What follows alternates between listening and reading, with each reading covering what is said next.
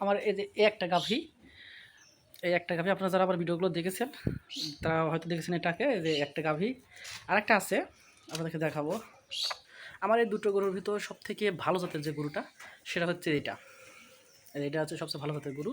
এই কথা বলছে যে তোর হাঁসের এত ডিম হয়, পরের দিন আমার হাঁসের অর্ধেক ডিম নাই, আর ডিম পারে না, মোটামুটি 3-4 দিন ডিম পারে বাদ। আসসালামু আলাইকুম।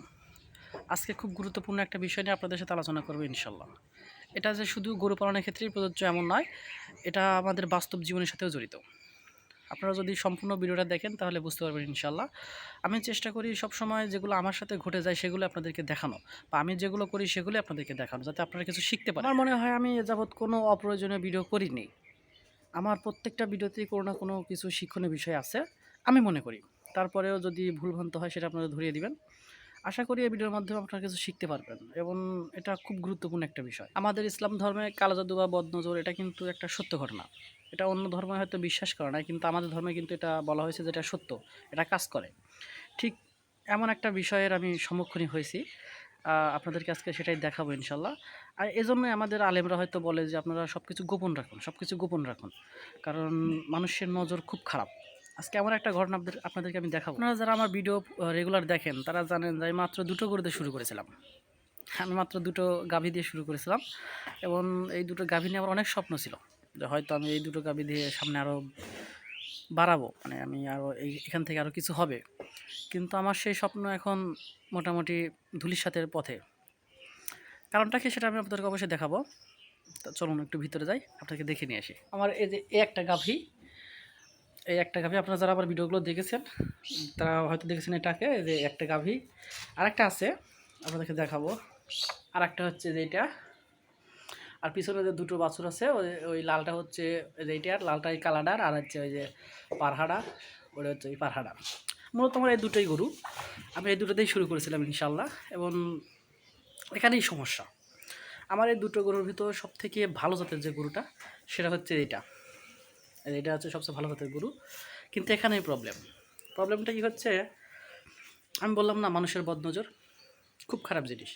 আমার এই গরুটা যখন বাচ্চা দিবে, বাচ্চা দেওয়ার আগে প্রত্যেকটা লোক, আমার বাড়িতে যে যে লোক আসছে প্রত্যেকটা লোক আমার এই গরুটা দেখে বলতেছে যে হ্যাঁ এই গরুটা সেই হবে, হ্যান হবে, ত্যান হবে, অনেক দুধ হবে।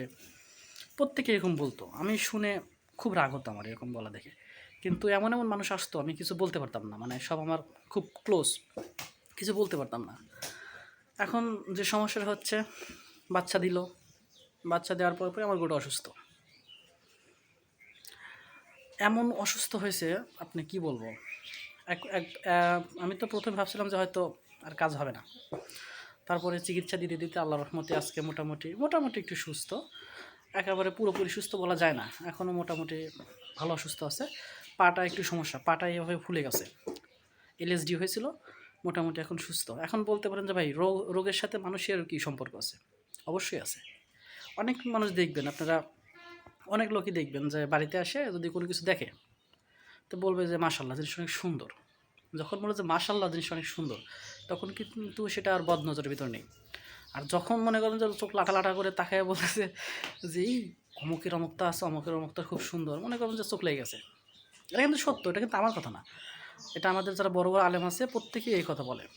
আমি আরেকটা এই জিনিসটা আরেকটা পরীক্ষিত, আমার কিছু হাঁস আছে, মোটামুটি 20-25টা হাঁস আছে। তো কিছু হাঁস ডিম দেয়, সবগুলো দেয় না, কিছু হাঁস ডিম দেয়। তো আমি একদিন সবগুলো ডিম বাজারে নিয়ে যাচ্ছি বিক্রি করতে, একজনের সাথে দেখা, তো বলছি আল্লাহ তোর হাঁসের এত ডিম হয়। সত্যি এটা কিন্তু আমি নিজে প্রমাণিত। এই কথা বলছে যে তোর হাঁসের এত ডিম হয়, পরের দিন আমার হাঁসের অর্ধেক ডিম নাই, আর ডিম পারে না, মোটামুটি 3-4 দিন ডিম পারা বাদ। 3-4 দিন পর থেকে আমার মোটামুটি এখন আলহামদুলিল্লাহ মোটামুটি পারতেছে। এই জন্যই বলি যে আপনারা সব কিছু গোপন করেন, সব কিছু মানুষকে দেখায়েন না। আমার বাড়ির যে পজিশন, এই পজিশনে সব কিছু আমি আটকায় রাখতে পারি না, কিন্তু তারপরে চেষ্টা করি কিছু গোপন রাখার। আপনার আমার মনে হয় প্রত্যেকেরই কিছু গোপন রাখা উচিত। এখন আমি এগুলো দেখাই আমার ভিডিওর জন্যে, তাছাড়া আমি দেখাইতাম না। তো আমার পরামর্শ থাকবে যে আপনারা গোপন রাখেন সব কিছু, যতটুকু পারেন গোপন রাখেন, গোপন রাখাটাই মনে হয় উত্তম। আর আমার জন্য আপনারা দোয়া করেন, আমার এই গরুটার জন্য দোয়া করেন, কারণ যদি কিছু হয়ে যায় তাহলে তো আমার মতো যারা ছোটো ছোটো খামারি বা যারা ছোটো ছোটো উদ্যোক্তা নতুন নতুন স্বপ্ন দেখছে, প্রথম যদি শুরুতেই যদি বিপত্তি হয়ে যায় তা আমাদের ঘুরে দাঁড়ানোর মতো কোনো পরিস্থিতি নেই। আপনারা আমার গরুটার জন্য একটু দোয়া করবেন, আল্লাহ যেন মোটামুটি সুস্থতা আল্লাহ দান করছে, আরও যেন পুরোপুরি সুস্থতা দান করে এবং আমি যেন এদেরকে নিয়ে এগিয়ে যেতে পারি। আপনারা একটু আমার জন্য দোয়া করবেন। আসসালামু আলাইকুম।